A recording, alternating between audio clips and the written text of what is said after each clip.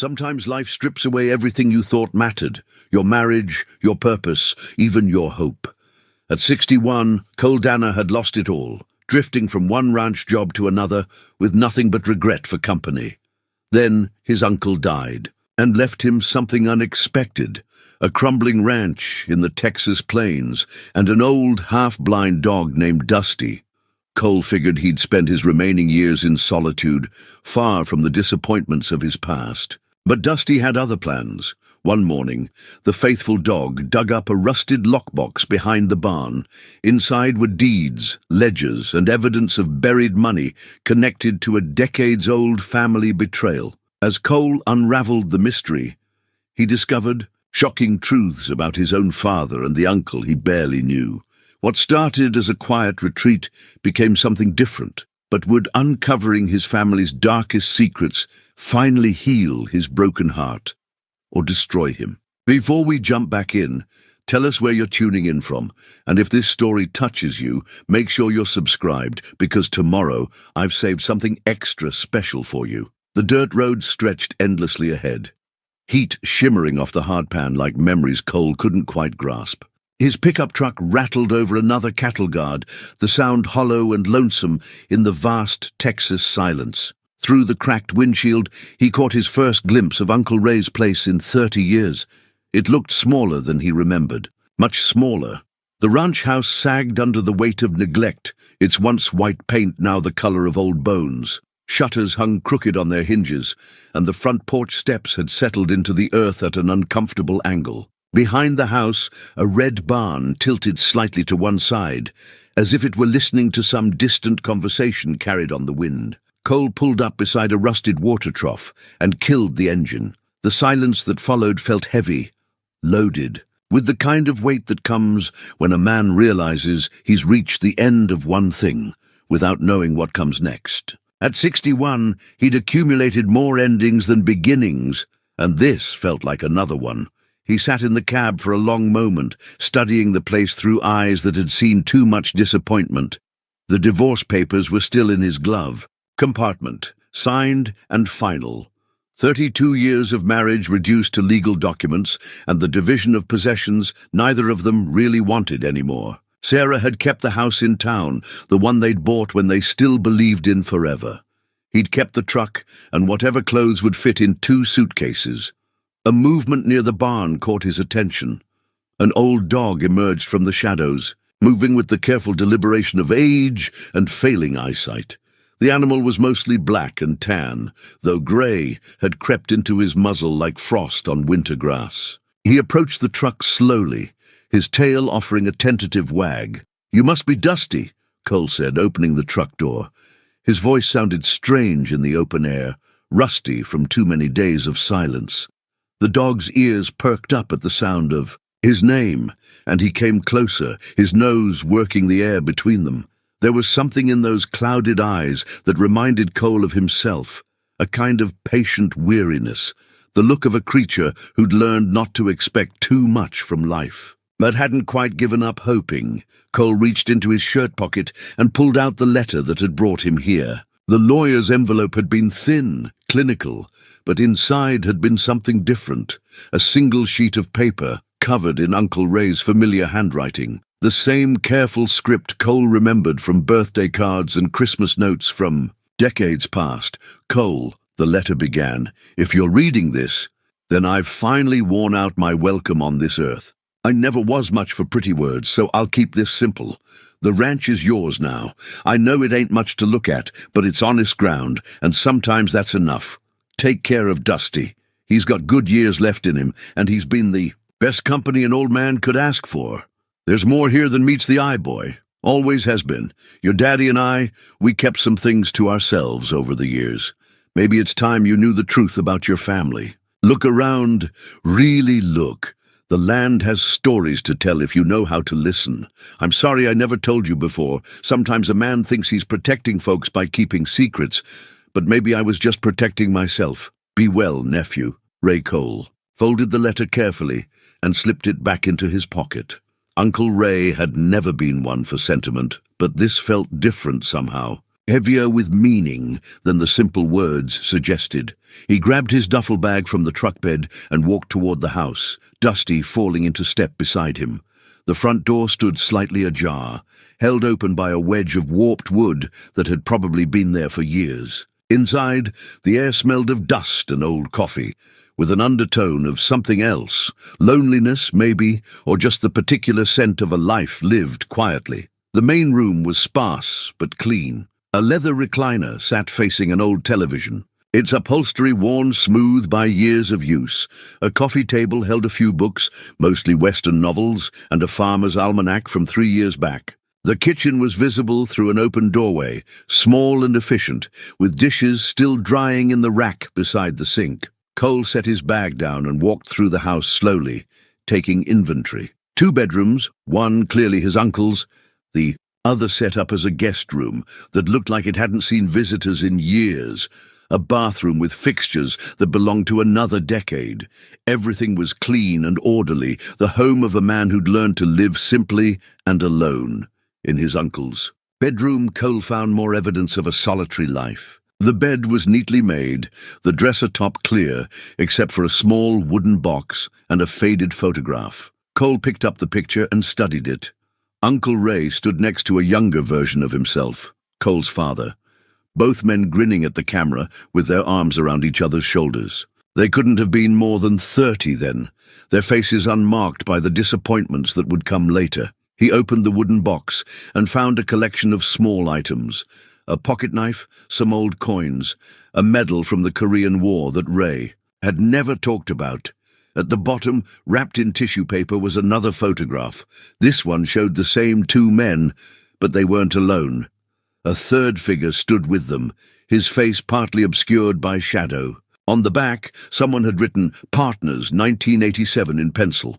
Cole didn't recognize the third man, but something about the image troubled him. His father and Uncle Ray looked different somehow, not just older, but changed in a way that went deeper than the passage of time. A knock at the front door interrupted his thoughts. Through the window, he could see an older woman standing on the porch, shading her eyes against the afternoon sun. She looked to be in her 70s, with silver hair pulled back in a practical bun, and the kind of weathered hands that spoke of a lifetime of honest work. "You must be Ray's nephew," she said when Cole opened the door. "I'm Martha Hendricks. I live about 2 miles down the road." She gestured vaguely toward the south. "I was wondering when you might show up." "Cole Danner," he replied, extending his hand. Her grip was firm and warm. "Ray talked about you sometimes. Said you were working ranches up north somewhere. Montana mostly, some work in Wyoming." Cole found himself grateful for the conversation. It had been weeks since he talked to anyone about anything that mattered. Martha nodded. "Hard country. Ray always said the Danners were suited to hard country." She paused, studying his face with the frank assessment of someone who'd learned to read people quickly and accurately. "He also said you'd been having some troubles." Cole managed a small smile. Uncle Ray always did have a way of hearing things. "Small communities," Martha said with a shrug. "Word travels. Ray was worried about you, especially after your father passed. Said you'd lost your way some." The mention of his father brought back the familiar ache. 3 years now since the heart attack, and Cole still found himself reaching for the phone sometimes to call the old man. They'd never been close, too many years of distance and misunderstanding between them, but his death had left Cole feeling unmoored in ways he hadn't expected. "I brought you some supper," Martha continued, holding up a covered casserole dish Cole hadn't noticed. "Figured you might not have had time to stock up on groceries yet." "That's very kind of you, Mrs. Hendricks." "Martha, please. And it's the least I can do. Ray was a good neighbor to me for more than 20 years. Helped me out plenty of times when my husband was sick and after he passed." She stepped inside, when Cole gestured her in, setting the dish on the kitchen counter. "This place has good bones, you know, just needs someone to care about it again." Cole looked around the modest interior with new eyes. "Were you and Ray close friends?" "As close as that stubborn old coot would allow," Martha said with obvious affection. "He was a private man, your uncle, kept his own counsel about most things. But he was reliable, and that's worth a lot out here."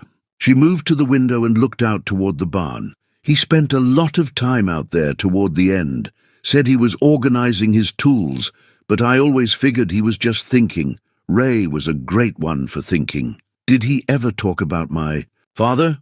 Martha's expression grew more careful. Some. They had their difficulties over the years, but family is family. Ray regretted that you boys didn't stay in touch better. I always meant to visit more often, Cole said, and the words felt inadequate even as he spoke them.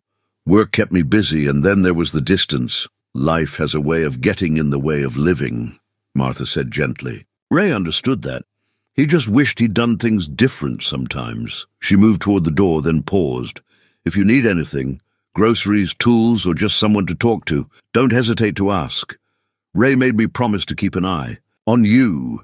After she left, Cole sat in his uncle's chair and ate the casserole, chicken and rice with vegetables from what was probably Martha's own garden. Dusty lay at his feet, occasionally accepting a small piece of chicken with grave dignity. As the sun began to set, painting the sky in shades of orange and purple that seemed to stretch forever, Cole found himself thinking about the letter in his pocket. There's more here than meets the eye, Ray had written. The land has stories to tell if you know how to listen. He looked around the simple room, trying to imagine what secret such a sparse place could hold. Outside, the wind picked up, rattling the loose shutter against the side of the house. Somewhere, in the distance, a coyote called to its pack, the sound wild and lonely in the gathering dark.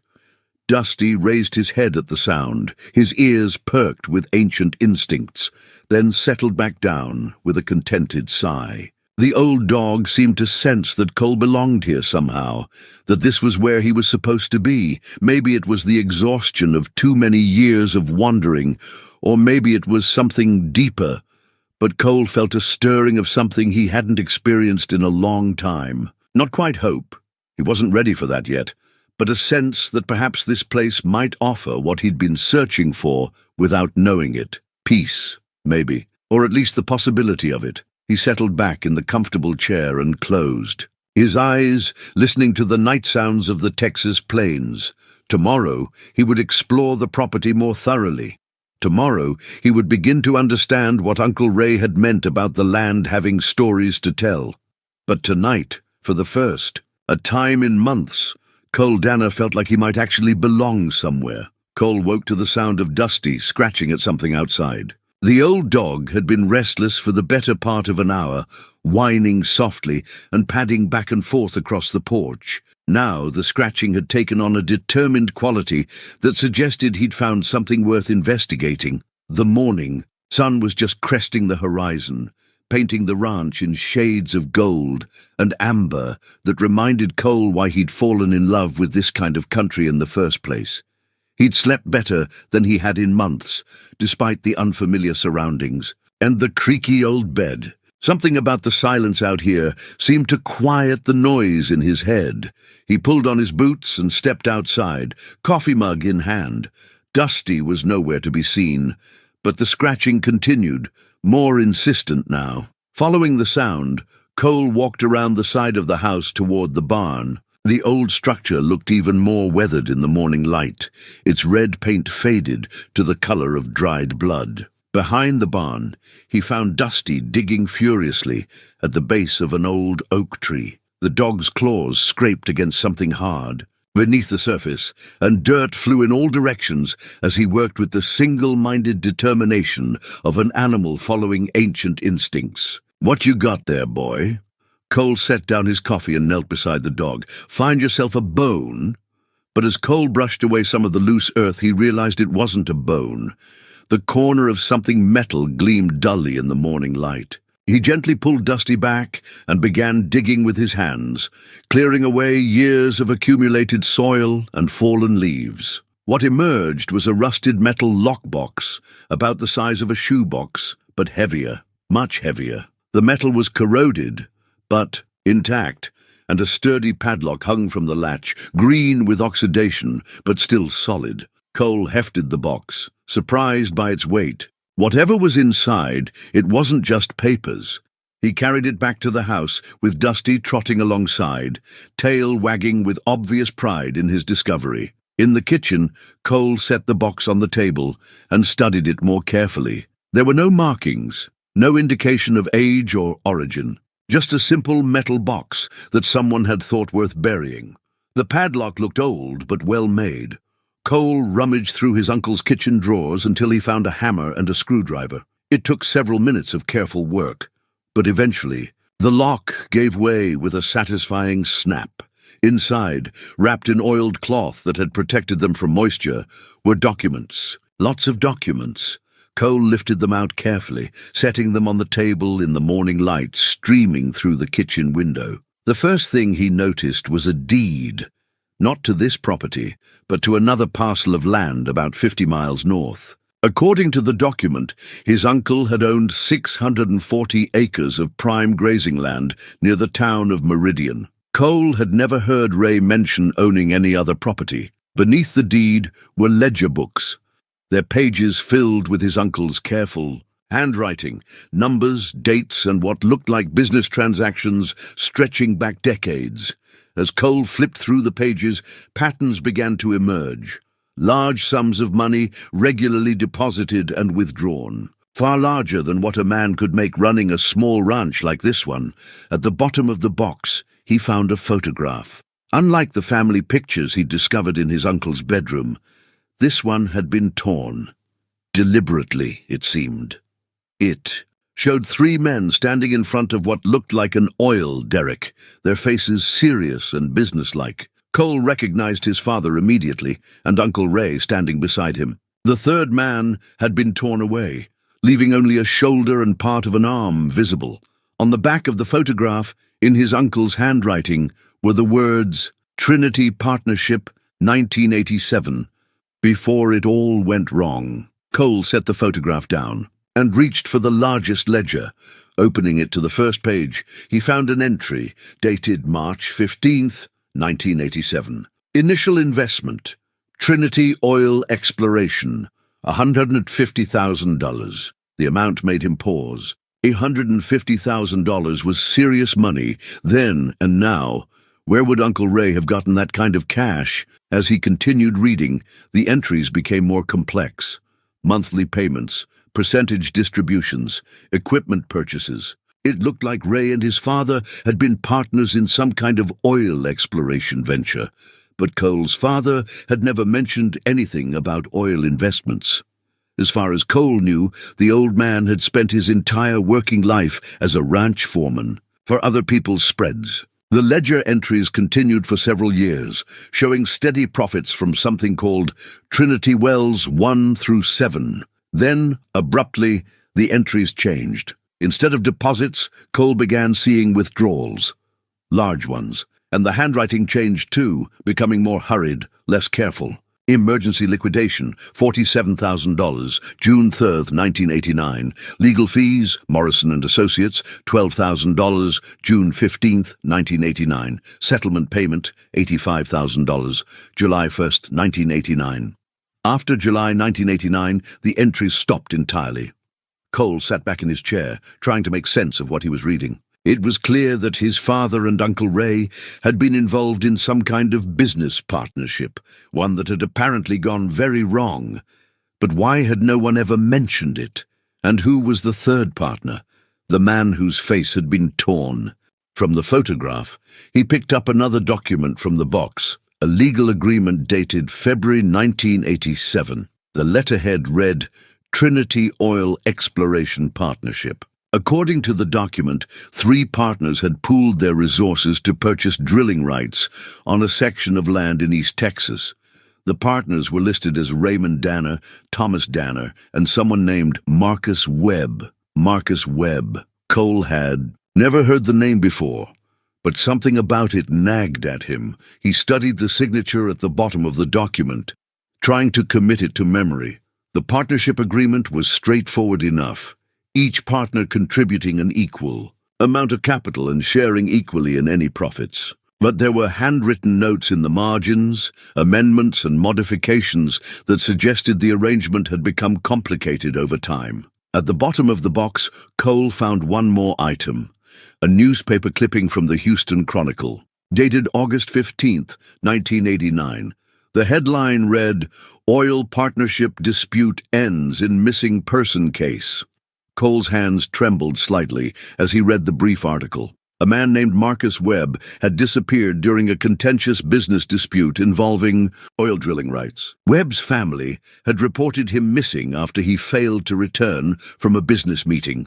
The article mentioned that Webb had been involved in a partnership with two other men, though their names weren't given. The case had apparently gone cold. With no arrests made, the pieces were starting to form a picture, but it was one that Cole didn't want to see clearly. His father and uncle had been partners with a man who had disappeared under suspicious circumstances. The ledger showed large. Payments around the same time. Payments labeled as settlement and legal fees. Cole got up and walked to the window, looking out at the peaceful ranch yard where Dusty was now sleeping in a patch of morning sun. It seemed impossible that such a quiet place could be connected to something as dark as what these documents suggested. But the evidence was right there on the kitchen table. His uncle hadn't just been a simple rancher living on a modest income. He'd been involved in a business that had generated serious money and apparently serious trouble. The question was, what had happened to Marcus Webb? And why had Uncle Ray kept all of this hidden for so many years? Cole picked up the torn photograph again, studying the remaining fragment of the missing partner. There was something familiar about the man's build, the way he stood, but with most of the figure torn away, it was impossible to be sure. He thought about the letter Ray had left him, the cryptic references to family secrets and land that had stories to tell. This had to be what his uncle was talking about, but why reveal it now? What was Cole supposed to do with information that was decades old? Outside, a vehicle was approaching. Cole looked through the window to see Martha Hendricks's pickup truck. Coming up the drive, he quickly gathered the documents and returned them to the lockbox, though he left the torn photograph on the table. Martha knocked once and entered without waiting for an invitation, carrying a plate covered with a dish towel. "Morning, Cole. Brought you some fresh biscuits." She set the plate on the counter, then noticed the photograph on the table. Her expression changed, becoming more guarded. "Where did you find that?" she asked quietly. "Dusty dug it up behind the barn," Cole said, watching her face carefully. "Looks like it's pretty old." Martha picked up the photograph, handling it as if it might break. "I haven't seen this picture in years," she said. "Your uncle showed it to me once, long time ago." "Do you know who the third man was? The one who's been torn out?" Martha was quiet for a long moment, her fingers tracing the torn edge of the photograph. When she spoke, her voice was careful, measured. "His name was Marcus Webb. He and your father and Ray were partners in an oil venture back in the 80s. She set the photograph down and looked directly at Cole. It didn't end well. Cole felt his heart rate quicken. "What happened?" "That's not my story to tell," Martha said firmly. "But I will say this. Your uncle carried a heavy burden for a lot of years, maybe too heavy." She moved toward the door, then paused. "Be careful, Cole. Some stones are better left unturned."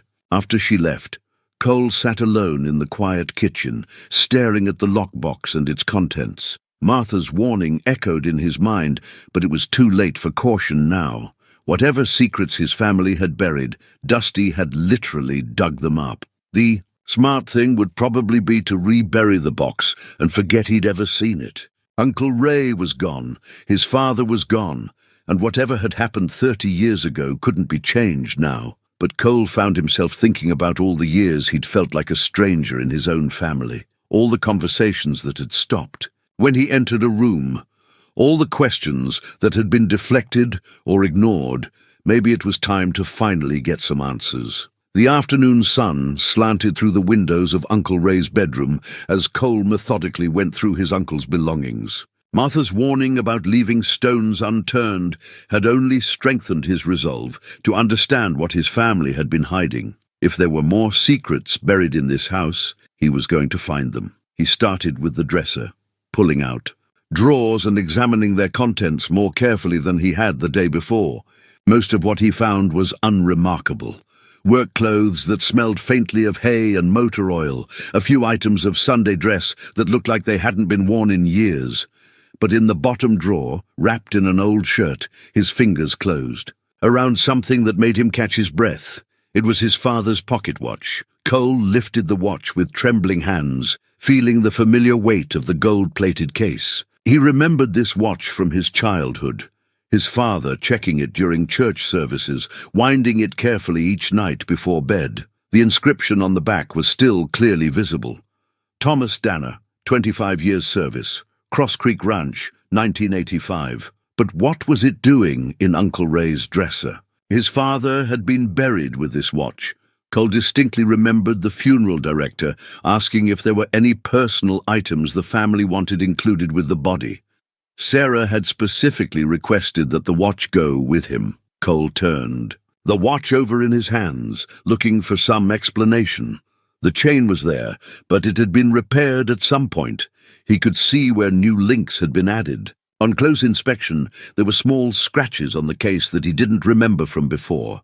Inside the same drawer, he found more of his father's things. A tie clip with the initials TD, a class ring from the high school Cole's father had attended, a leather wallet, empty except for a business card from something called Meridian Land Development, and a receipt from a motel in Houston, dated June 1989. June 1989. The same month the ledger had shown those large withdrawals for emergency liquidation and legal fees. Cole sat on the edge of the bed, holding the watch and trying to make sense of what he was discovering. Why did Uncle Ray have his father's personal effects, and why had the family been told these items were buried with Thomas Danner? A knock at the front door interrupted his thoughts. Through the window, he could see a man in a business suit standing on the porch, looking uncomfortably warm in the afternoon heat. Cole slipped the watch into his pocket and went to answer the door. "Mr. Danner, I'm Tom Whitfield from First National Bank in town." The man extended his hand with the practiced ease of someone accustomed to introducing himself to strangers. He was in his 50s, with thinning hair and the pale complexion of someone who spent most of his time indoors. "I was hoping I might have a word with you about your uncle's accounts." Cole invited him in, and Whitfield settled into the recliner with obvious relief at being out of the heat. "I apologize for not calling ahead," Whitfield said, removing a handkerchief from his pocket to dab at his forehead. "But I wanted to speak with you in person about some irregularities we've discovered in Mr. Raymond Danner's banking records." "What kind of irregularities?" Whitfield opened a briefcase and withdrew a folder. "Well, that's just it. According to our records, your uncle maintained several accounts with us over the years. Some of them contained substantial balances, but we can't seem to locate any documentation about their disposition." Cole felt a familiar stirring of unease. "How substantial are we talking about?" "At the time of his death, there were 3 separate accounts in your uncle's name, with a combined balance of just over $200,000. Whitfield paused, studying Cole's reaction. "The problem is, none of these accounts appear in the estate documentation that was filed with the court. $200,000. Cole kept his expression neutral, but his mind was racing. Combined with the property deed he'd found in the lockbox, Uncle Ray had been worth considerably more than anyone had realized. "What does that mean exactly?" Cole asked. "Well, legally, those funds would be part of your inheritance," Whitfield explained. "But we need to establish proper documentation before we can transfer the accounts. I was hoping you might have some records that could help us sort this out." Cole thought about the lockbox hidden in the kitchen. "I'm still going through his papers. It's possible I'll find something." "There's something else," Whitfield continued, his tone becoming more cautious. "Some of these accounts date back quite a ways. The largest one was opened in 1987 with an initial deposit of $150,000 in cash, the same amount mentioned in the ledger for the Trinity Oil Partnership investment." "Mr. Whitfield, did you know my uncle personally?"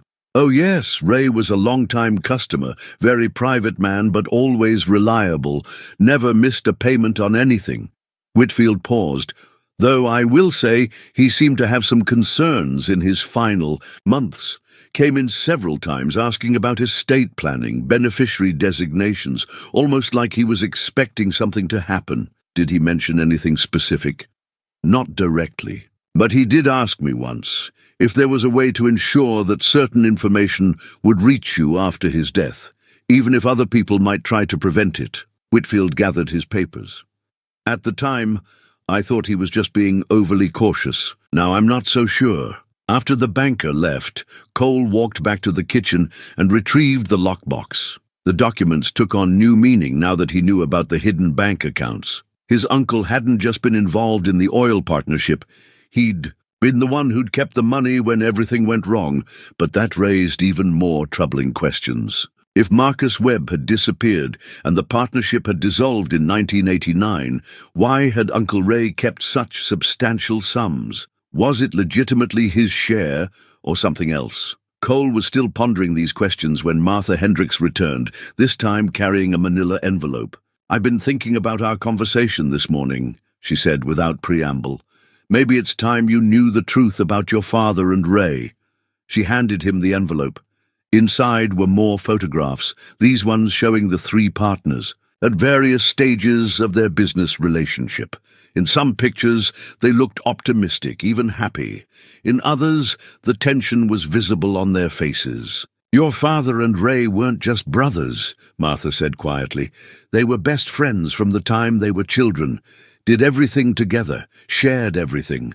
When they found out about the oil deposits on that land near Meridian, it seemed like their chance to finally make something of themselves." "What went wrong?" Martha was quiet for a long moment, studying the photographs. Marcus Webb was a good man initially, brought capital to the partnership, had connections in the oil business, but somewhere along the way he got greedy, started making deals behind your father's and Ray's backs, taking money that should have been shared equally. So they confronted him. They tried to handle it through lawyers first. But Webb had friends in high places, people who could make legal problems disappear. Martha's voice became harder. "He threatened to ruin both your father and Ray if they didn't back down, said he'd make sure they lost everything, their land, their reputations, their freedom." Cole felt the weight of his father's watch in his pocket. "What happened the night he disappeared?" Martha met his eyes directly. "That's not my story to tell, Cole. But I will say this, whatever your father and Ray did, they did it to protect their families, to protect you." She stood to leave, then paused at the door. "Your uncle never got over what happened, carried the guilt for 30 years. Maybe that's why he left you all this, so you'd finally understand that everything they did was for love." After she left, Cole sat alone with the photographs spread across the kitchen table. In the last picture, dated just weeks before Marcus Webb's disappearance, the three men stood awkwardly together, no longer the eager partners they'd been at the beginning. Webb's expression was particularly unsettling, something predatory in his smile that suggested a man who'd forgotten the difference between partnership and conquest. Cole picked up his father's watch again, feeling its steady weight. Whatever secrets his family had kept, whatever choices they'd made, the truth was finally beginning to emerge from the Texas soil where it had been buried for 3 decades. The county library in town was a small brick building that looked like it had been built during the New Deal and hadn't changed much since. Cole pushed through the heavy glass doors, breathing in the familiar smell of old books and floor polish. He decided that if he was going to understand what had happened to his family, he needed more than just the fragments of information he'd found at the ranch. The librarian, a woman in her 60s with steel-grey hair and reading glasses hanging from a chain around her neck, looked up from her work with the practiced smile of someone who'd spent decades helping people find what they were looking for. "I'm researching some family history," Cole explained, "looking for newspaper articles from the late 1980s, specifically around 1989. She led him to a corner where microfilm readers sat like artifacts from another era. "Most of our newspaper archives are still on microfilm," she explained, pulling out drawers full of small boxes. "What particular dates were you interested in?" Cole thought about the timeline he'd pieced together from the documents. "Let's start with the summer of 1989, June through August." It took him nearly an hour to find what he was looking for, scrolling through endless pages of local news, farm reports, and high school sports scores. But eventually, there it was. A small article on page 3 of the August 15th edition of The local paper, with the headline, "Houston Man Missing After Business Dispute." The article was more detailed than the Houston Chronicle clipping he'd found in the lockbox. Marcus Webb, described as a 43-year-old oil investment consultant, had disappeared after attending what was supposed to be a final settlement meeting regarding a dissolved business partnership. According to his wife, Webb had driven to a location somewhere in the county to meet with his former partners about dividing remaining assets. Webb's car had been found 3 days later in a parking lot behind a truck stop on Highway 6, keys still in the ignition. There were no signs of struggle, and his wallet containing over $300 in cash had been left untouched on the seat. The investigating detective, a man named Rodriguez, was quoted as saying the case showed all the hallmarks of someone who had chosen to disappear rather than face mounting business and personal pressures. Webb had apparently been involved in several failed ventures and was facing potential fraud charges in Houston. But what caught Cole's attention was a sidebar to the main article, a smaller piece titled "Local Ranchers Questioned in Missing Person Case." 2 unnamed local residents had been questioned and released in connection with Webb's disappearance. The article noted that both men had been involved in the dissolved oil partnership, but had been cooperative with investigators. Cole printed copies of both articles and continued searching. Over the next hour, he found several more references to the case. Follow-up articles described a search of the area where Webb was supposed to have attended the meeting, but nothing was found. The case gradually faded from the news as weeks passed, without new developments, but there was one more article that made Cole's hands shake as he read it. Dated 6 months after Webb's disappearance, the headline read, "Land Dispute Settlement Reaches Resolution." The brief article described the completion of a legal settlement involving drilling rights on property near Meridian. While no names were mentioned, the article noted that the settlement had resolved contentious disputes arising from a dissolved business partnership, and that all parties had reached an amicable agreement regarding asset distribution. Cole leaned back in his chair, staring at the microfilm screen. The timeline was becoming clear. Webb had disappeared in August. By February of the following year, his former partners had somehow gained clear title to the disputed land. The timing was too convenient to be coincidental. From the library, Cole drove to the courthouse, an imposing limestone building that dominated the town square. In the records office, he found an elderly clerk named Mrs. Patterson, who looked like she'd been working there since the building was constructed. "I'm trying to research some property records from the late 1980s, Cole explained. "Specifically, anything involving the names Danner or Webb." Mrs. Patterson's expression changed when he mentioned the names. "You wouldn't be related to Ray and Tom Danner, would you?" "Ray was my uncle. Tom was my father." She studied his face with obvious recognition. "I thought you looked familiar. You've got the Danner eyes." Her expression became more guarded. "What exactly are you looking for, son?" Cole decided on honesty. "I'm trying to understand what happened during a business dispute they were involved in around 1989. A man named Marcus Webb went missing." Mrs. Patterson was quiet for a long moment, then sighed deeply. "I remember that whole mess. Caused quite a stir around here." She led him to a section of filing cabinets and began pulling out thick folders. "Your father and uncle were good men, Mr. Danner. Whatever happened during that time, I want you to know that. The property records told a complex story. In early 1987, the Trinity Oil Partnership had purchased drilling rights to 2,500 acres near Meridian. The paperwork showed equal investment from all 3 partners. But by late 1989, after Webb's disappearance, the property had been transferred to a new entity called Danner Brothers Holdings, with Ray and Tom Danner listed as sole owners. "How does something like this happen legally?" Cole asked, pointing to the transfer documents. "Well," Mrs. Patterson said carefully, "if one partner disappears and is declared legally dead, his interest in the partnership can be dissolved. But that usually takes years, not months. But this happened in months. Webb's wife signed papers relinquishing any claim to the partnership assets in exchange for a substantial cash settlement. The records show she received $200,000. Mrs. Patterson paused. At the time, people wondered where that money came from, since the partnership was supposedly failing. Cole was beginning to understand. Somehow, his father and Uncle Ray had managed to buy out Webb's widow quickly and quietly. But where had they gotten that kind of money? As he was leaving the courthouse, Cole noticed a man in a dark sedan, watching him from across the street. When their eyes met, the man quickly looked away and started his engine. Something about the encounter made Cole uneasy, though he couldn't say exactly why. That evening, back at the ranch, Cole spread all the documents and articles across the kitchen table, trying to piece together a complete picture of what had happened. The evidence suggested that Marcus Webb had been involved in some kind of fraud, that he'd been pressuring his partners, and that he'd disappeared under mysterious circumstances. But it also suggested that his father and Uncle Ray had somehow profited from Webb's disappearance, acquiring valuable property and keeping substantial sums of money. The moral complexity of the situation troubled Cole more than he wanted to admit. His phone rang, interrupting his thoughts.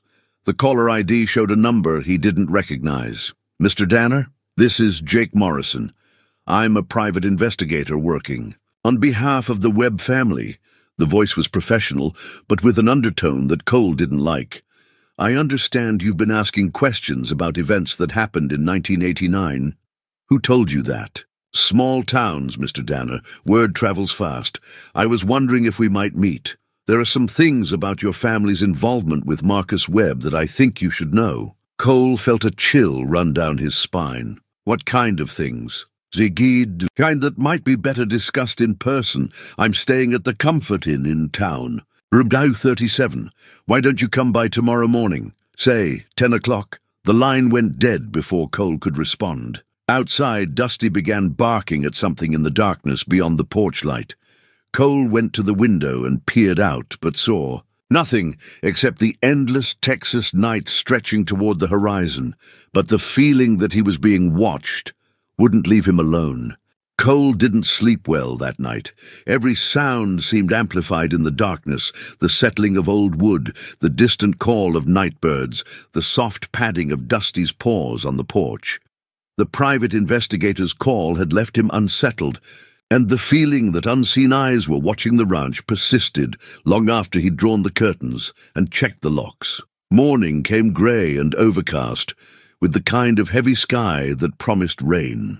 Cole made coffee and returned to the kitchen table where the documents lay scattered like pieces of an incomplete puzzle. He'd been through the ledgers several times now, but something Martha had said kept nagging at him, that the land had stories to tell if he knew how to listen. Looking at the entries again with fresh eyes, Cole began to notice something he'd missed before. Some of the notations in the margins weren't just random numbers, they were coordinates, latitude and longitude markings, precise to several decimal places, and they all seemed to reference locations on or near the ranch property. He found a surveyor's map of the ranch folded in the bottom of Ray's desk drawer, its edges worn from handling. Unfolding it carefully on the table, Cole compared the coordinates in the ledgers to the property boundaries marked on the map. Most of the notations corresponded to specific locations: the oak tree where Dusty had found the lockbox, a spot near the old windmill, another location behind the barn, but there were markings on the map that weren't in the ledgers. Small pencil. Notations in his uncle's handwriting, almost invisible unless you knew to look for them. X's marked at various points around the property, with what looked like abbreviated notes beside them. Cole studied the map more carefully. 7 locations were marked total, including the spot where they'd found the lockbox. If his uncle had buried one container of documents, it stood to reason he might have buried others. The closest unmarked location was near the old windmill, about a quarter-mile from the house. Cole grabbed a shovel from the barn and walked out across the pasture, Dusty trailing behind with obvious interest. The old dog seemed to understand that they were hunting for something, and his nose worked the air as they walked, The windmill stood silent and still in the heavy air, its blades frozen with rust. Weeds had grown up around its base, and the stock tank beneath it had long since gone dry. According to the map, Cole needed to go 20 paces east from the windmill's base. He found the spot and began to dig. The ground here was harder than behind the barn, packed clay that fought the shovel with each thrust. But after 20 minutes of steady work, his blade struck something solid. This container was different from the first. Smaller, wrapped in heavy plastic rather than buried in a metal box. Inside the plastic were more photographs and what looked like correspondence. Letters addressed to his uncle from a law firm in Houston, dated in the months following Marcus Webb's disappearance. The letters were formal, legal language that Cole had to read twice to understand fully. But their meaning was clear enough.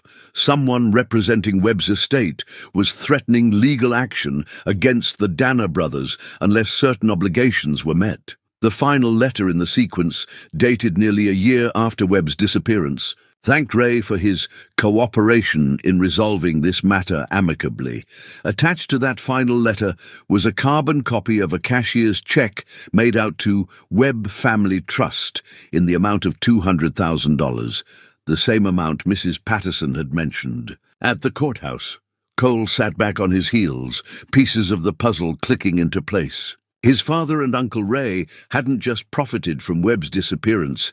They'd paid his family substantial money to make any legal problems go away. But where had that money come from?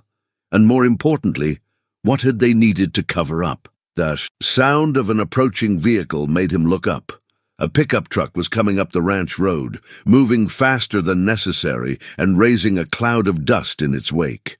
Cole quickly rewrapped the documents and tucked them under his arm, then walked back toward the house with Dusty beside him. The truck pulled up near the porch, and Cole recognized the driver immediately. It was the same man who'd been watching. Him from across the street at the courthouse, mid-40s, sandy hair, wearing a sport coat that looked out of place in the rural setting. "Mr. Danner?" The man stepped out of the truck with the confident bearing of someone accustomed to getting answers. "Jake Morrison. We spoke on the phone last night." Cole kept his distance, the shovel still in his hand. "I don't recall agreeing to meet with you, Mr. Morrison." "No, but I thought it might be in your best interest." Morrison's eyes took in the shovel, the dirt on Cole's clothes, and the bundled documents under his arm. "Looks like you've been doing some digging of your own. This is private property." "Yes, it is. Property that's been in your family for a long time."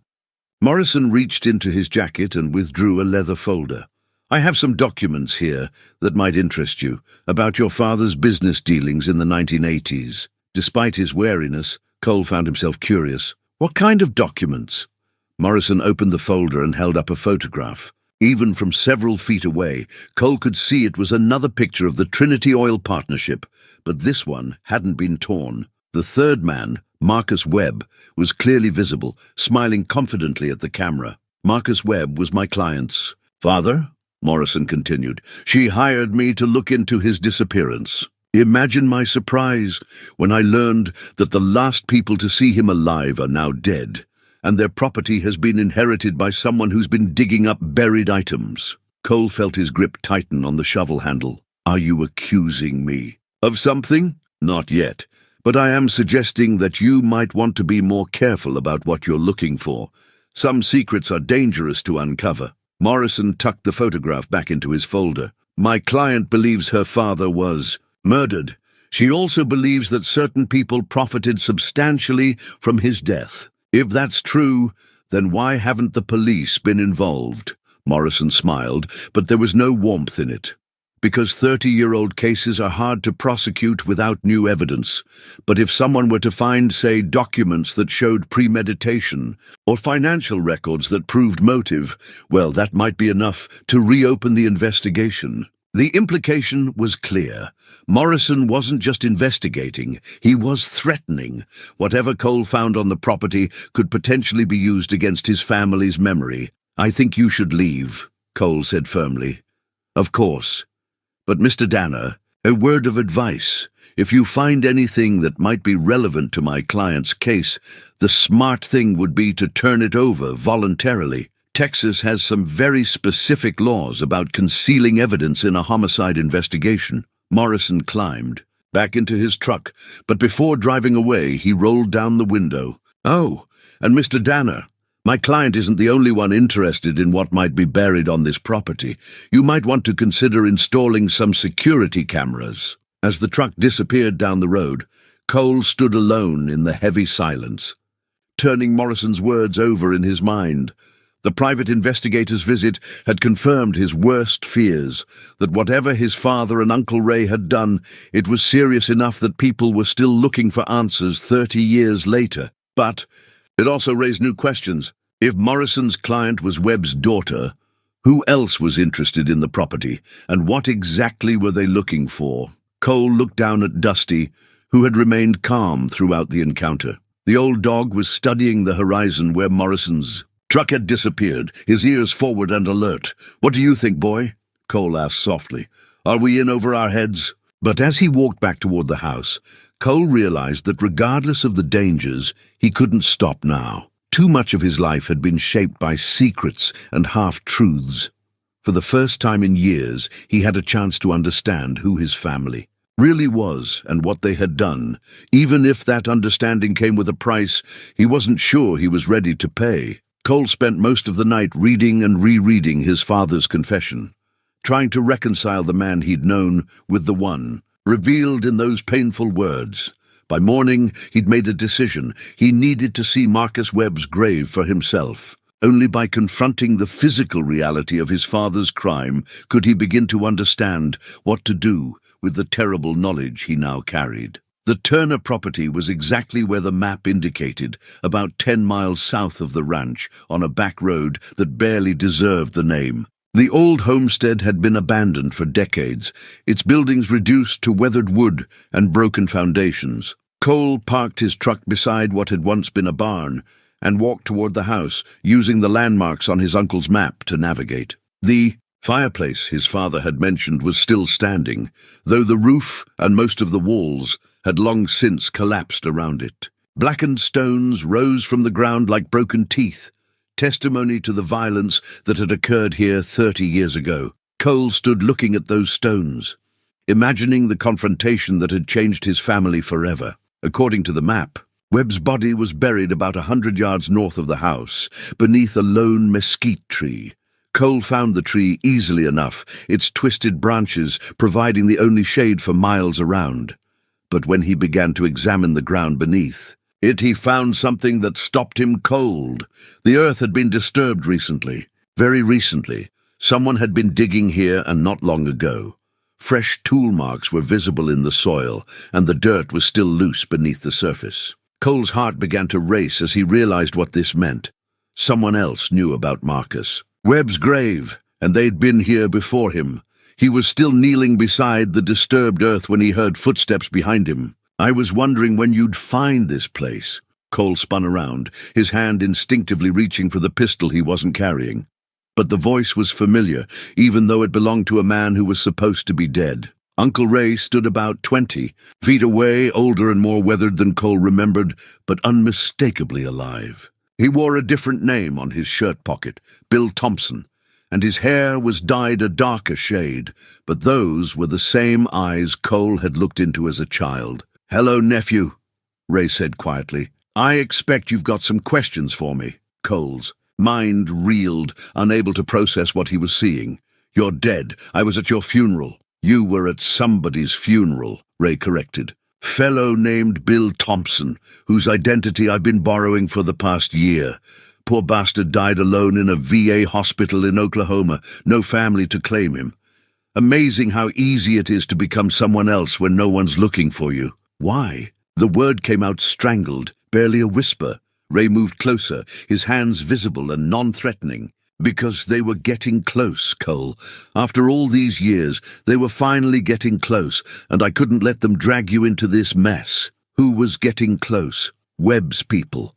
His daughter hired that private investigator Morrison you met, but he's not the only one looking for answers.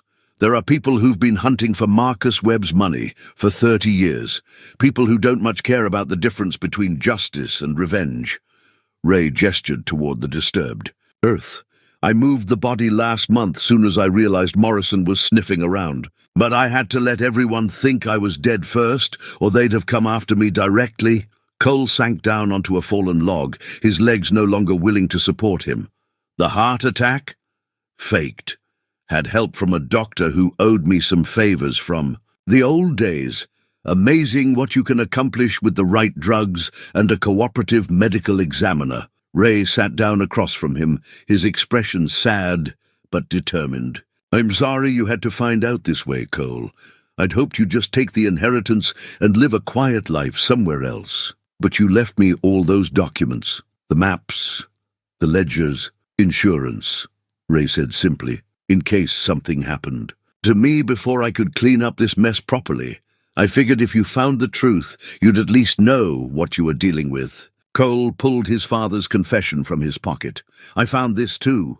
Ray's face aged another 10 years as he saw the letter. Tom always was too hard on himself. He blamed himself for everything that went wrong, but the truth is more complicated than what he wrote down.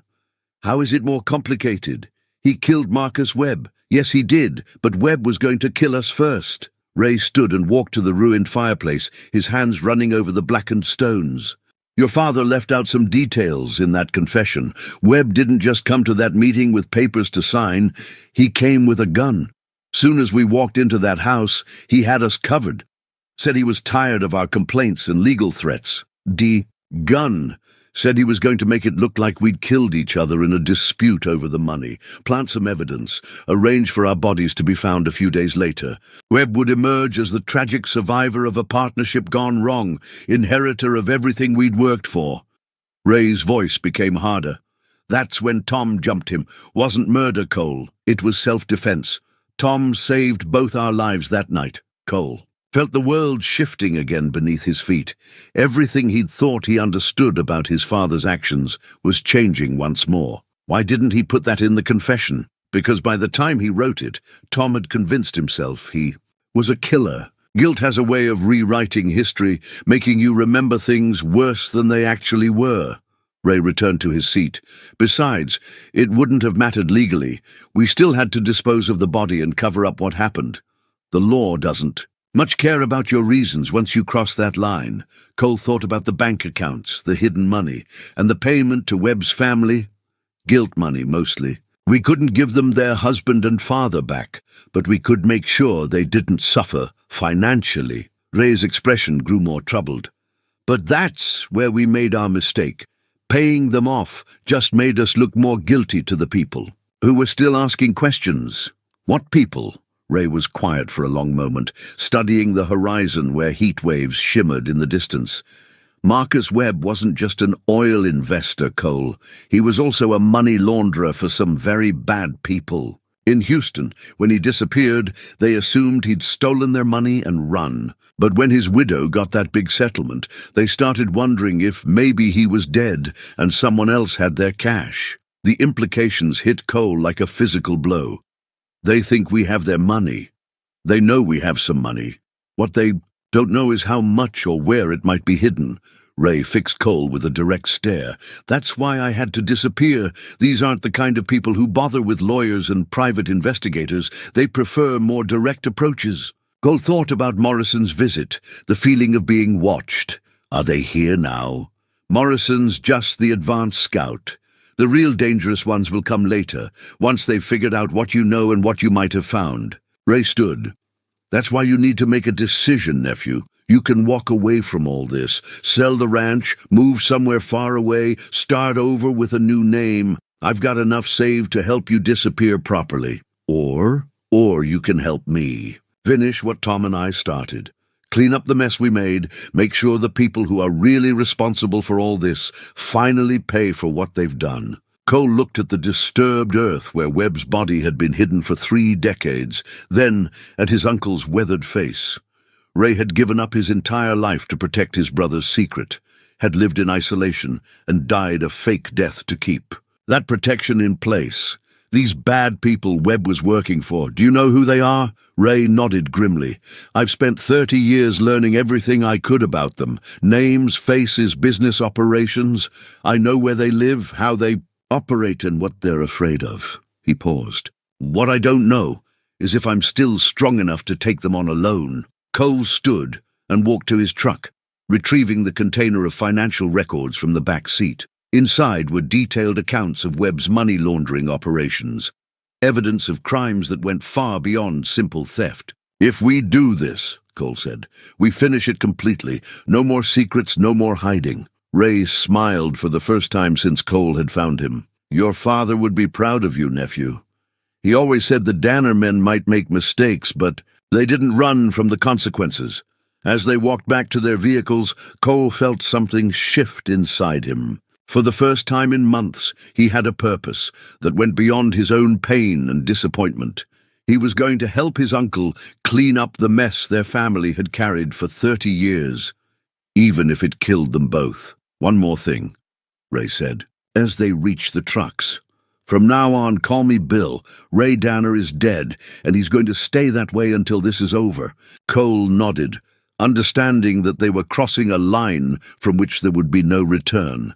But as he looked at the man who had sacrificed everything to protect his family, he knew it was a line worth crossing. That evening, Cole and Ray sat in the kitchen of the ranch house, with documents spread across the table like battle plans.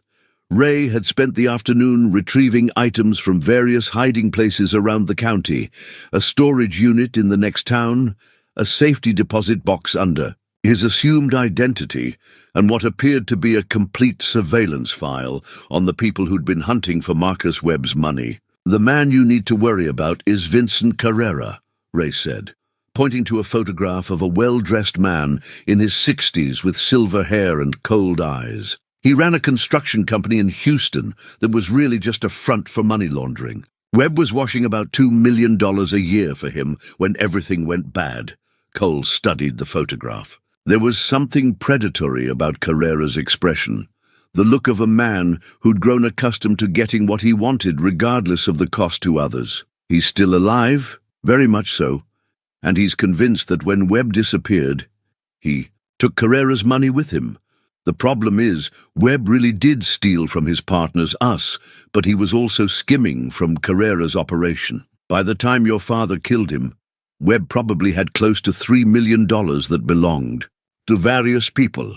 Ray pulled out another document, the original Trinity Oil Partnership Agreement, but this version had additional pages Cole hadn't seen before, handwritten amendments and modifications that told a more complex story than the simple partnership. Cole had initially discovered Webb was smarter than we gave him credit for, Ray continued. He'd been planning to disappear for months before we confronted him. Had new identities prepared, bank accounts set up in other states. The money we found after he died was just what he hadn't moved yet. "How much money are we talking about?" Ray was quiet for a moment, then opened a leather portfolio. Inside were bank statements and financial records dating back decades. The oil wells generated about $800,000 in profits over 2 years. Webb's skimming from Carrera's operation added another $1.5 million. Plus, there was money from other schemes Webb was running that we never fully understood. Cole felt his mouth go dry. "You're saying there's over $2 million hidden somewhere?" "Was. Most of it's gone now. We used it to pay off Webb's widow, cover legal fees, pay off the right people to keep questions from being asked. But Carrera doesn't know that.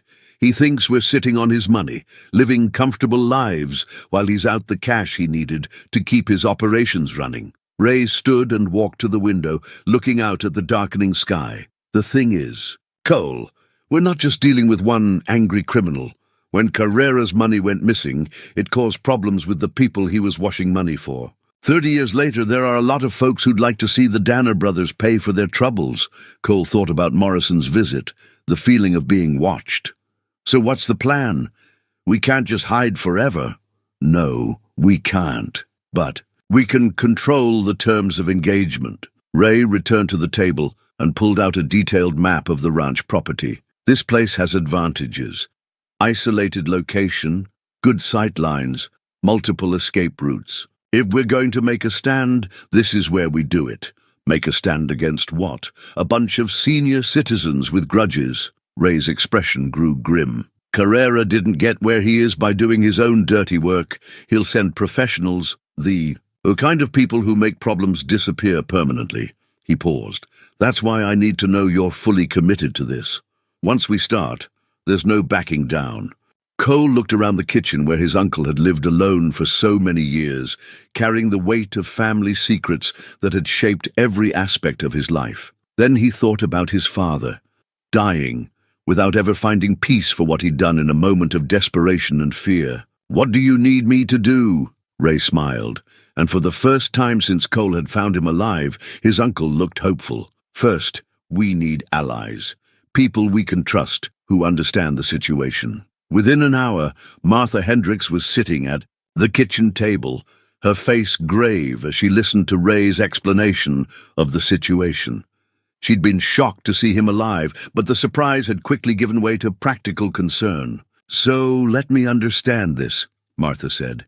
"You faked your own death to protect Cole from criminals who think your family stole their money." "That's the short version," Ray confirmed. Martha was quiet for a long moment, then sighed deeply. "Ray Danner, you are the most stubborn, complicated man I've ever met, but you're also the most decent." She turned to Cole. "What do you need from me?" "Communication," Ray said before Cole could answer. "If this goes bad, someone needs to be able to contact the authorities, but not until the right moment." "What about Sheriff Rodriguez?" Cole asked. "Can we trust him?" Ray and Martha exchanged looks. "Rodriguez is a good man," Martha said carefully, "but he's also close to retirement and not looking for complicated cases. If we're going to bring him in, we need to make sure we can give him everything he needs to close this matter permanently." Ray pulled out another file, this one containing what looked like financial records and correspondence dating back years. "I've been preparing for this day for a long time. I have documented evidence of Carrera's money laundering operations, witness statements from people who worked for Webb, even recordings of conversations between Carrera and his associates." Cole examined the documents. The level of detail was staggering. Bank records, shipping manifests, payroll records that painted a picture of an extensive criminal enterprise. "How did you get all this?" 30 years of patient investigation. "I couldn't bring Webb back from the dead, but I could make sure the people he was working for eventually paid for their crimes." Ray's expression hardened. "The problem is, they need to come to us before we can spring the trap. And how do we make that happen?" Ray smiled, but there was no warmth in it. "We let them think they've found what they're looking for." The plan Ray outlined was simple in concept, but complex in execution. They would use the ranch's remaining buried assets as bait, making it appear that Cole had found substantial hidden money. The goal was to draw Carrera's people into a confrontation on ground of their choosing, with law enforcement positioned to intervene at the right moment. "The key," Ray explained, "is timing. We need them committed to the property, but we also need them to reveal enough about their operations to give the sheriff grounds for federal charges." Over the next several hours, they worked out the details. Martha would monitor radio communications from her house and coordinate with Sheriff Rodriguez when the time was right. Cole would make himself visible around the property, appearing to search for more buried items. Ray would remain hidden but close, ready to provide backup when Carrera's people arrived. As they prepared for what was to come, Cole found himself thinking about the emotional toll the last 30 years had taken on his uncle. Ray had given up. Any chance at a normal life had died professionally and personally, all to protect a secret that had slowly consumed him. "Uncle Ray," Cole said during a quiet moment, "I need to ask you something." "What's that? Do you regret it? Everything that happened after Webb died? Do you wish you and Dad had just called the sheriff that night?" Ray was quiet for a long time, staring out at the darkness beyond the kitchen window. When he spoke, his voice was soft but steady. "Every single day for 30 years, I've asked myself that question, and every day I come to the same conclusion. We made the best decision we could with the information we had." He turned to face Cole directly. "Your father wasn't a killer, Cole. He was a good man who found himself in an impossible situation. If we'd called the law that night, he'd have spent the rest of his life in prison for defending himself against a man who was trying to murder both of us. But the cover-up was the only way to protect the people we loved. Your mother, you, the life your father had built. Ray's eyes were bright with unshed tears. Maybe we were wrong. Maybe there was another way. But we couldn't see it then, and I can't see it now. Cole reached across the table and grasped his uncle's weathered hand. I understand why you did it, and I think Dad would be proud of what you're doing now. I hope so, nephew. I surely do hope so. As midnight approached, they completed their preparations. Hidden cameras were positioned around the property, providing views of all the approaches. Ray had retrieved several weapons from his various hiding places. Nothing fancy, but reliable firearms that would give them an advantage if things went wrong. Most importantly, they'd prepared the bait. Using some of the remaining money from Webb's schemes, they'd created the appearance of a substantial buried cache near the windmill. To anyone watching the property, it would look like Cole had found what they were seeking. Now all they had to do was wait for Vincent Carrera's people to make their move. Cole sat on the porch in the darkness, Dusty beside him, listening to the night sounds of the Texas plains. Somewhere out there, dangerous people were planning to come for what they thought his family had stolen. But for the first time since this all began, Cole felt ready for whatever was coming. He'd finally learned the truth about his family. Now it was time to finish what his father and uncle had started 30 years ago. They came at dawn, just as Ray had predicted. Cole spotted the first vehicle through his binoculars, a dark SUV moving slowly up the county road, its occupants scanning the terrain with professional caution. A second vehicle followed at a distance, suggesting they understood basic tactical principles. Cole keyed the radio handset Ray had given him. 2 vehicles approaching from the south. Looks like 4 men total. Ray's voice crackled back through the small speaker. Copy that. I'm in position behind the barn. You remember the plan? Let them get close to the windmill, then fall back toward the house. J. Cole checked his rifle one more time, ensuring a round was chambered. Martha, are you listening? I'm here. Martha's voice came through clearly. Sheriff Rodriguez is standing by 5 miles out. Say the word, and I'll call him in. Wait for my signal, Ray instructed. We need them committed first. Cole watched the vehicles pull up near his truck, parking in a way that blocked the main drive. 3 men got out of the first SUV, all wearing dark clothing and moving with the efficient coordination of people who'd done this kind of work before. The 4th man remained in the second vehicle, probably watching the perimeter. The apparent leader was tall and lean, with the kind of weathered face that suggested he'd spent years outdoors, though not necessarily on any ranch.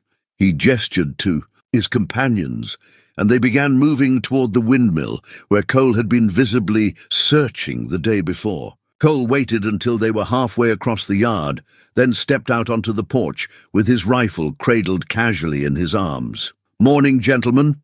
You're on private property. The leader stopped and raised his hand in what might have been a friendly gesture, if not for the pistol Cole could see tucked into his waistband. Mr. Danner, I'm Tony Vega. I believe you met my associate, Mr. Morrison, the other day. I remember Morrison. You don't look much like a private investigator. Vega smiled, but it didn't reach his eyes. Let's just say I work for people who are very interested in your family's business dealings, particularly some financial matters from the 1980s. I don't know anything about financial matters from the 1980s. No? Then what were you digging up by that windmill yesterday?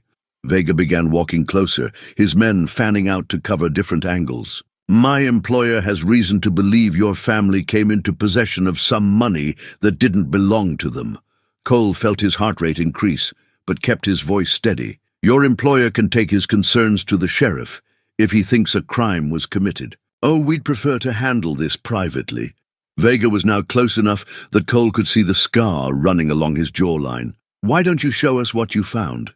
Save everyone a lot of trouble. That was Cole's cue to begin the fallback. He took a step backward toward the front door. I think you gentlemen should leave. Can't do that, Mr. Danner. Vega's hand moved closer to his weapon. Not until we've had a chance to look around. Cole keyed his radio with his thumb. Now would be good, Martha. But instead of Martha's voice, he heard the sharp crack of Ray's rifle from somewhere behind the barn. One of Vega's men spun and fell, clutching his shoulder.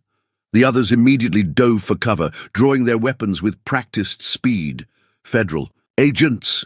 Ray's voice boomed across the yard from a hidden position. "Drop your weapons!" Vega's response was to fire 3 quick shots toward the sound of Ray's voice, then gesture frantically to his remaining men. "Take the house. Find that money." Cole ducked back inside as bullets splintered the doorframe where his head had been. Through the window, he could see one of Vega's men circling toward the back of the house, while the leader provided covering. Fire from behind his vehicle. The radio crackled with Ray's voice. "2 heading for you, 1 wounded but mobile. I'm moving to intercept." Cole positioned himself at the kitchen window, watching the back approach.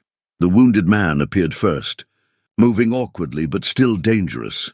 Cole waited until he was clear of any cover, then fired once. The man went down and stayed down, but the second attacker had anticipated this, using his partner as a distraction while he approached from a different angle. Cole caught movement near the old water trough and swung his rifle around just as the man fired through the kitchen window. Glass exploded inward, and Cole felt a sharp pain along his ribs as he dove to the floor. Blood was seeping through his shirt, but the wound felt superficial. From outside came the sound of Dusty barking furiously, followed by a man's cry of pain and surprise. Cole looked through the shattered window to see the old dog attached to the gunman's leg, his powerful jaws locked tight despite the man's attempts to shake him loose. Cole took advantage of the distraction, rising enough to get a clear shot. The gunman went down, and Dusty released his hold, trotting back toward the house with obvious satisfaction. "Good boy," Cole muttered, checking his wound. The bullet had grazed his ribs. Painful, but not dangerous. The radio crackled again. "Cole, you all right in there?" "Fine. Dusty saved my hide. 1 more behind the truck with Vega. He's trying to flank me." But as Cole peered out the front window, he saw something that made his blood run cold. The 4th man, the one who'd stayed with the vehicles, was walking toward the house with his hands raised, and Jake Morrison was walking beside him with a gun pressed to his back. "We've got a problem," Cole said into the radio. Morrison's here, and he's got a hostage. Ray's voice came back tense but controlled. "Can you see Vega?" Cole scanned the yard. The leader was nowhere visible, which meant he was either down or had found better cover. Negative. Morrison's the real threat. He's not just working for the Webb family, he's working for Carrera too.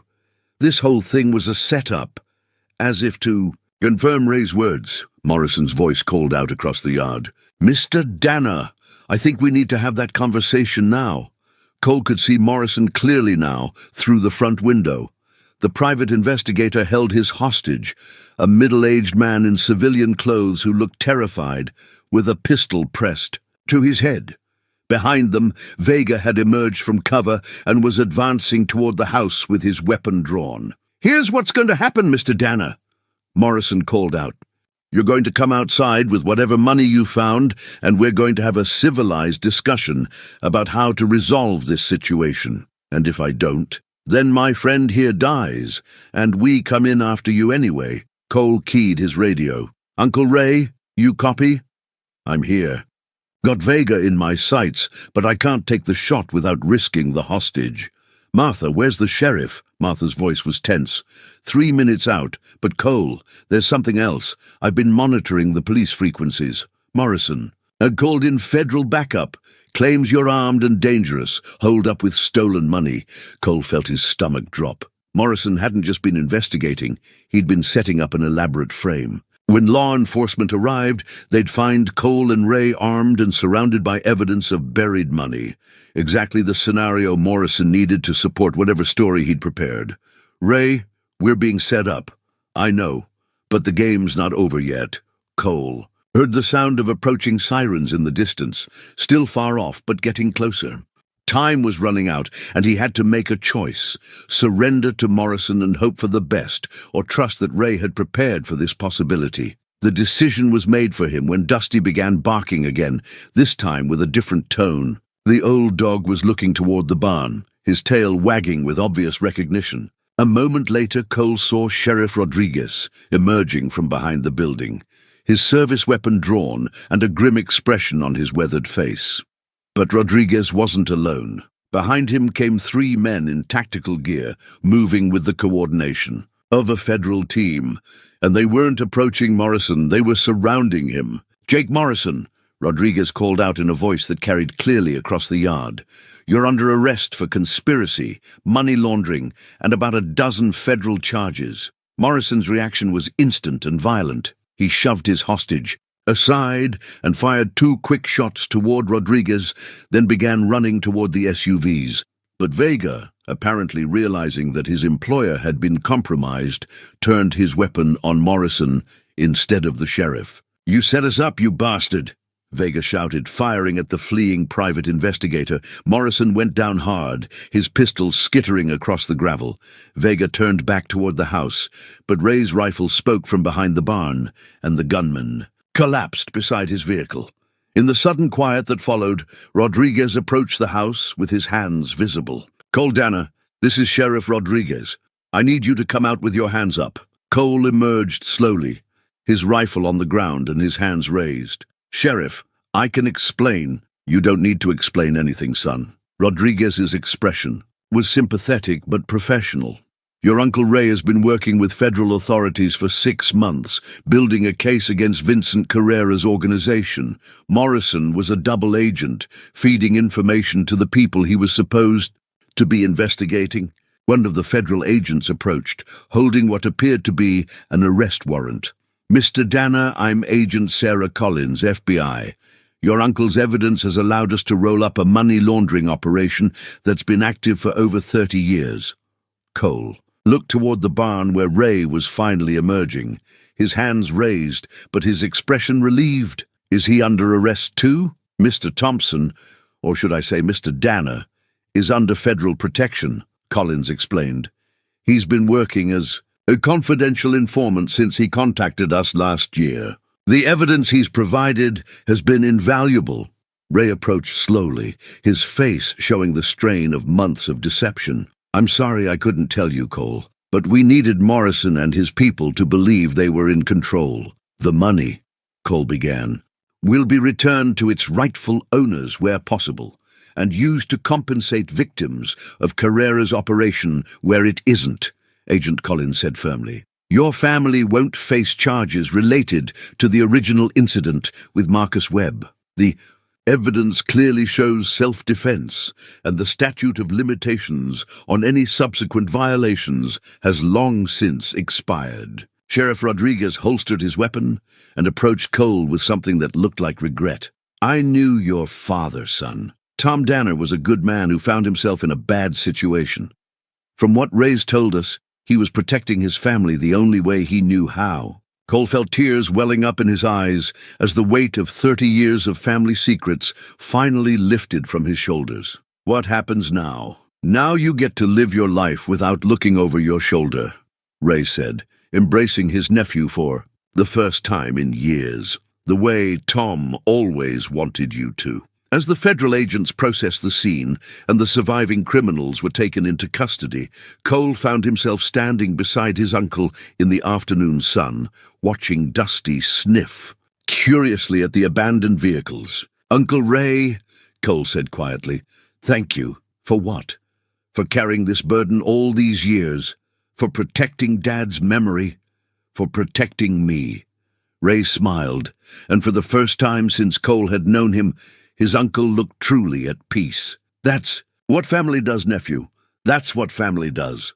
In the distance, more law enforcement vehicles were arriving, but Cole no longer felt afraid. The truth had finally emerged from the Texas soil, where it had been buried for 3 decades, and with it came something he hadn't felt in years: freedom. 3 months later, Cole stood on the front porch of the ranch house, watching the sun rise. Over the Texas plains, the property looked different now, not just because of the repairs he'd made to the barn and the fresh paint on the house, but because he saw it through different eyes. This wasn't just Uncle Ray's old place anymore. It was home. The legal proceedings had taken weeks to sort out, but the resolution had been more generous than Cole had dared to hope.